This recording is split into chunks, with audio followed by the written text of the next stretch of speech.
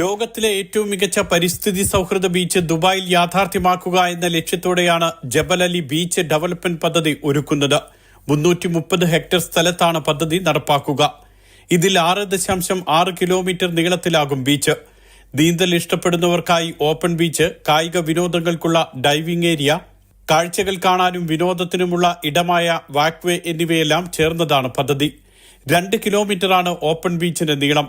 ഇരുവശത്തേക്കുമായി road, 1000 വാഹനങ്ങൾക്ക് park ചെയ്യാനുള്ള സൗകര്യം, 80 ഇലക്ട്രിക് സ്കൂട്ടറുകൾ നിർത്തിയിടാനുള്ള സൗകര്യം, cycle track, 5 kilometre running track എന്നിവയെല്ലാം പദ്ധതിയുടെ ഭാഗമായി ഉണ്ടാകും.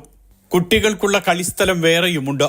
കടലാമകളെയും മറ്റു ജീവികളെയും കാണാനുള്ള സാങ്ച്വറി, പരിസ്ഥിതി പഠനത്തിന് സഹായിക്കുന്ന നെസ്റ്റ് തുടങ്ങി നിരവധി പദ്ധതികളും ഇതോടൊപ്പമുണ്ട്.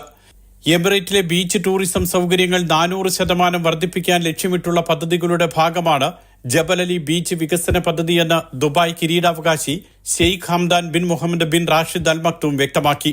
Mathrubhumi News, Dubai.